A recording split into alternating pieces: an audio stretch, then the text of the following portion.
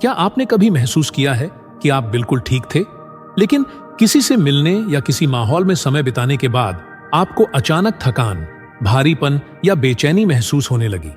ऐसा लगा जैसे किसी ने आपकी सारी ऊर्जा चूस ली हो, जैसे आप थक गए हो और आप सोचते रहे कि मेरे साथ ऐसा क्यों हो रहा है।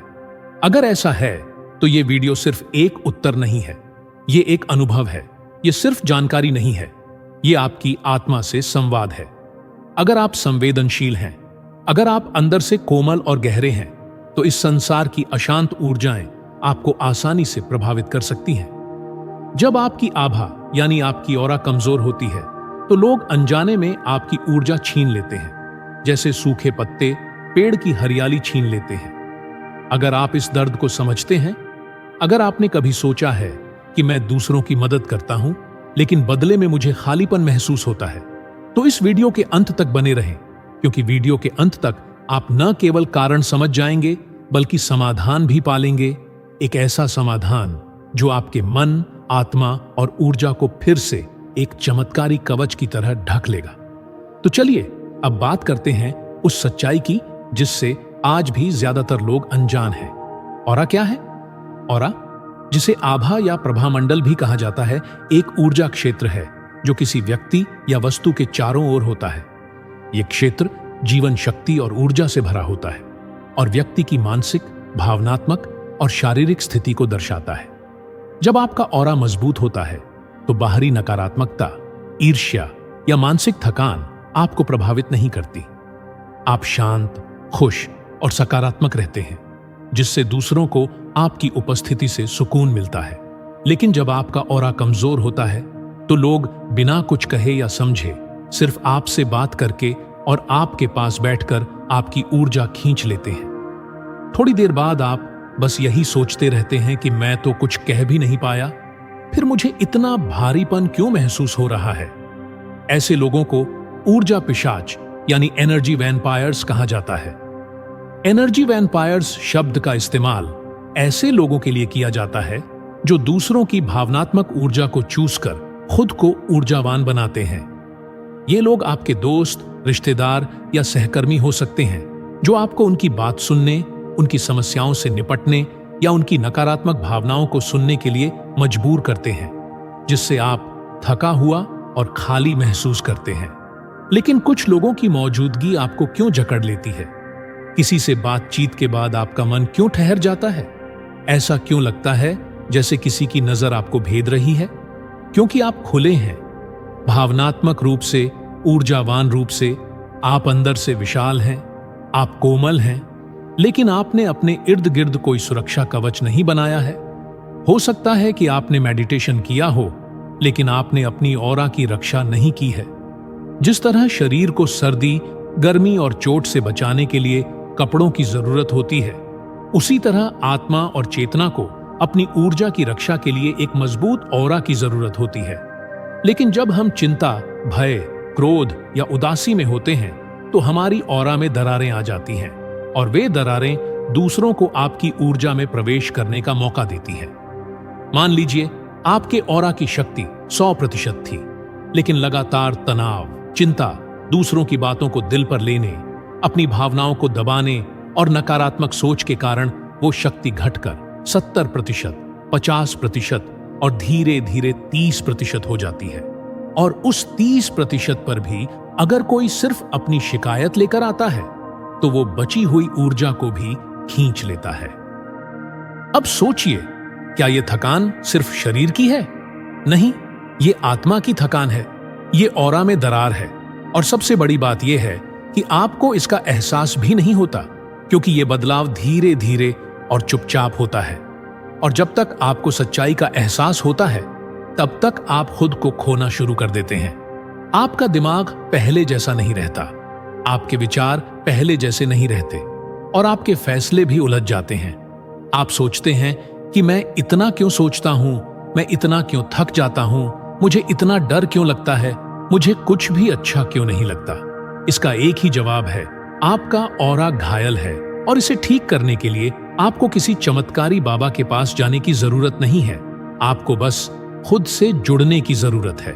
ऑरा की रक्षा करना कोई विज्ञान नहीं, बल्कि साधना है, और साधना का मतलब है अपने अंदर की शक्ति को पहचानना और उसे फिर से सजग करना। अब आप सोच रहे होंगे कि क्या मैं अपनी ऑरा को फिर से मजबूत बना सकता हूं?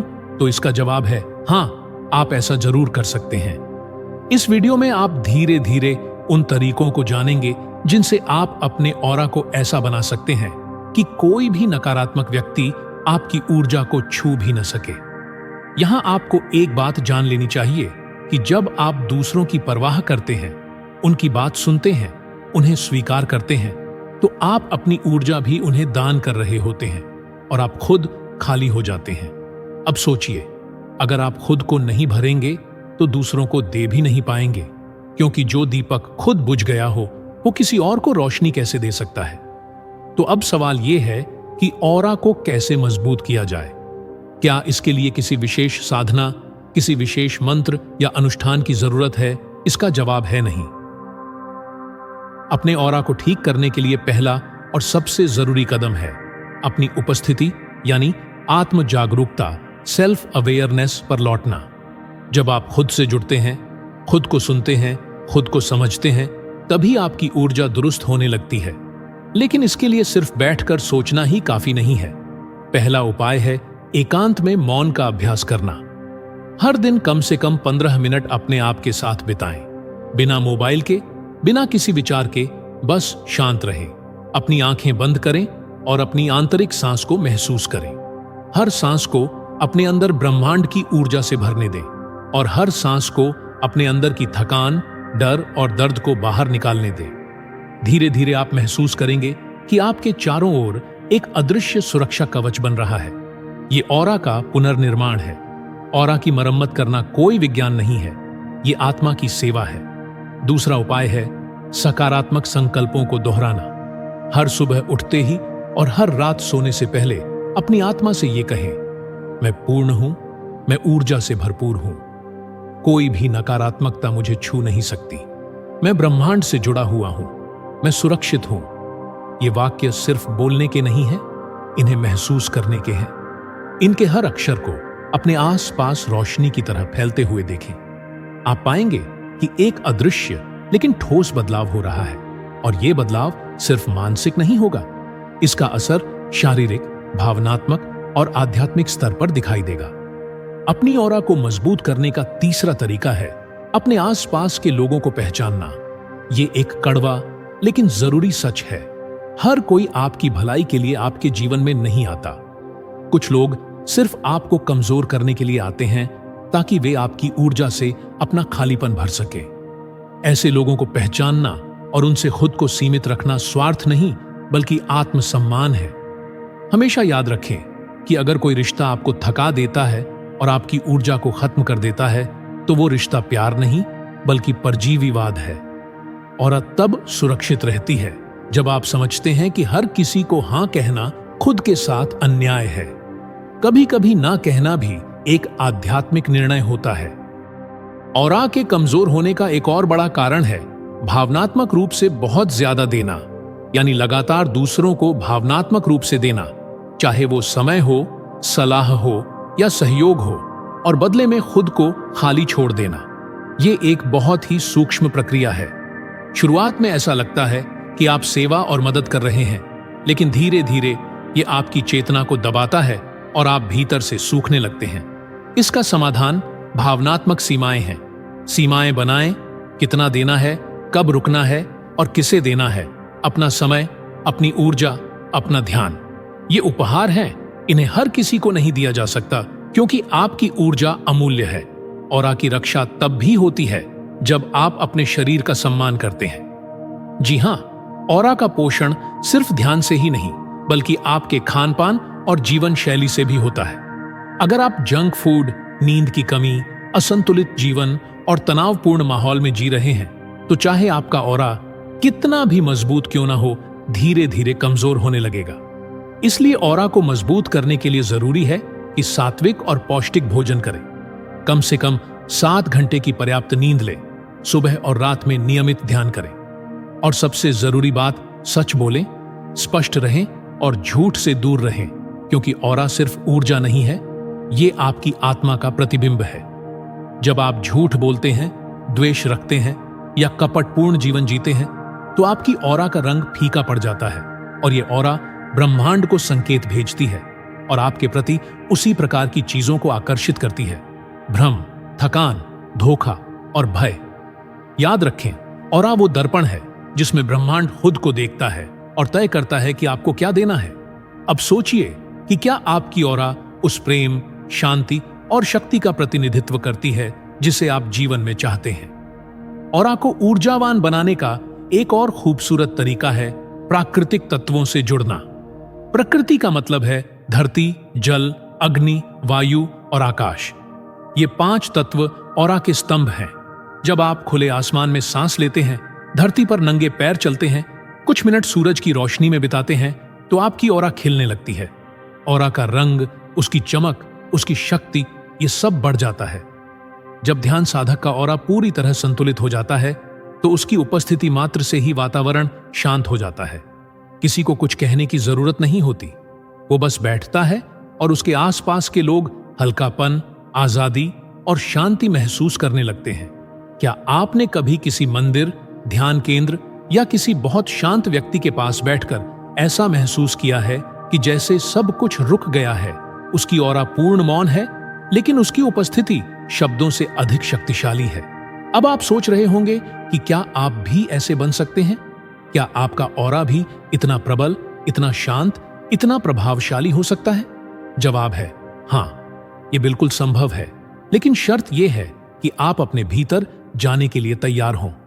आपको अपने डर, अपने पुराने घावों और अपनी नकारात्मक सोच को देखना, स्वीकार करना और छोड़ना सीखना चाहिए, क्योंकि ऑरा सबसे ज्यादा तब चमकती है जब आत्मा बाहरी कारकों पर नहीं बल्कि खुद पर निर्भर होती है। इसका मतलब है कि जब आप अपनी आंतरिक शक्ति और स्वतंत्रता पर भरोसा करते हैं, तो आपकी ऊर्जा सकारात्मक और स्वस्थ होती है, जिससे आपकी ऑरा उज्जवल और मजबूत बनती है। अब अंत में अपनी ऑरा को चमकाने का सबसे कारगर मंत्र है ध्यान। ध्यान का मतलब है समर्पण। ध्यान का मतलब है न सोचने का अभ्यास। ध्यान का मतलब है चेतना में स्थिर होना। हर रोज ब्रह्म मुहूर्त में अपनी आंखें बंद करके सिर्फ अपने हृदय के केंद्र पर ध्यान लगाएं। वहां एक प्रकाश है, एक कंपन है जो आपकी ऑरा को सुनहरा बना देता है। वो कंपन ब्रह्मांड से जुड़ा हुआ है। जब आप वहां पहुंच जाते हैं, तो कोई भी व्यक्ति, कोई भी शब्द, कोई भी परिस्थिति आपकी ऊर्जा को छू नहीं सकती। तो चलिए अब बात करते हैं उस सबसे महत्वपूर्ण सत्य की, जो शायद आपकी पूरी चेतना को बदल सकता है। ऑरा का सबसे बड़ा दुश्मन है खुद को कम आंकना। जी हां, जब आप खुद से बार बार कहते हैं कि मैं कमजोर हूं, मैं कुछ नहीं कर सकता, लोग मुझे नहीं समझते, मेरी बातों का कोई महत्व नहीं है, तो आप अपनी ही ऑरा में छेद कर रहे हैं और यहीं से ऊर्जा का रिसाव शुरू होता है।